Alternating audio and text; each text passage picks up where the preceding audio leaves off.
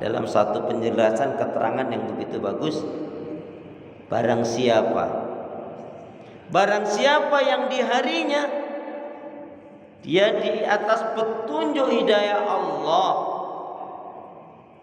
maksudnya dalam Islam dan iman, sehat badannya, baik dengan keluarganya, yang dimakan ada, dan dia tidak memiliki hutang, maka seolah-olah dia telah menggenggam dunia ini. Ya, saya ulangi. Barang siapa yang di harinya dia di atas petunjuk hidayah Allah, sehat badannya, tentunya jasmani rohaninya, baik dengan keluarganya, yang dimakan ada, dan dia tidak punya hutang, maka seolah-olah dia telah menggenggam dunia ini. Amin ya rabbal alamin. Nah, jadi kalau yang sehat, kalau dia di atas petunjuk hidayah Allah, sehat badan jasmani rohani lahir batinnya, tetapi dia nggak baik dengan keluarganya, nah ini juga kurang baik. Ada yang dia sehat tapi sama kakak adiknya nggak rukun, nggak akur. Ada yang dia dalam Islam, tapi nggak baik sama orang tuanya nggak baik juga sama anaknya. Ada juga nggak baik dengan keluarga terdekatnya, maka bukan termasuk seperti dalam penjelasan ini. Saudaraku seiman, hamba Allah yang cinta pada kebaikan dan kebenaran, yang selalu mengharapkan keridhaan Allah, kali ini kita akan kaji dengan satu tema, 8 amalan untuk menggapai surga. Kalau ini pernah saya sampaikan, maka ingin saya ulas kembali. Kalau belum, menjadi ya mudah-mudahan menjadi pencerahan dan tambahan ilmu buat kita. Allah Subhanahu wa taala berfirman, yang membawa Al-Qur'an boleh dilihat di dalam surat Ar-Ra'd.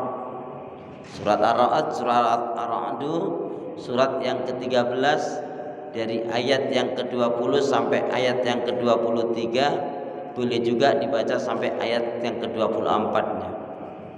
A'udzu billahi minasyaitonir rajim. Alladzina yufuna bi ahdillahi wa la yanqudunal mitsaq. Walladzina yasiluna ma amarallahu bihi aysal. Wa yakhshawna rabbahum wa yakhafuna su'al hisab. Walladzina sabaru ibtigha'a wajhi rabbihim wa aqamus shalah wa anfaqu mimma razaqnahum sirran wa alaniyah wa yadra'una bil hasanati sayi'at ulaika lahum uqbad dar. Boleh yang bawa Al-Quran dibacakan artinya? Datuk, bacakan Datuk artinya boleh. Ayat yang ke-20 sampai 24-nya juga boleh. Coba Qurannya sama enggak dengan Quran saya? Boleh Datuk baca Datuk? Ya, surat 13 dari ayat 20 sampai ayat 23 sampai 24 boleh dibacakan.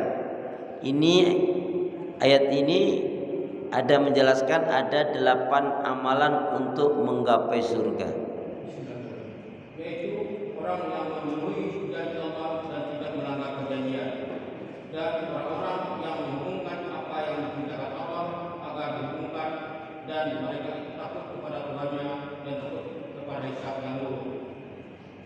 Dan orang yang sabar karena harap keridhaan Tuhannya, melaksanakan salat dan menginfakkan sebagian rezeki yang kami berikan kepada mereka secara sembunyi atau terang-terangan, serta menolak kejahatan dengan kebaikan. Orang itulah yang mendapat tempat kesudahan yang baik, yaitu surga Eden. Surga Eden. Mereka masuk ke dalamnya bersama dengan orang-orang yang saleh dan nenek moyangnya, pasangan-pasangannya dan anak cucunya, sedang pada para malaikat masuk ke tempat-tempat mereka dan berisi pintu. Ya, Maha benar Allah dengan segala firman.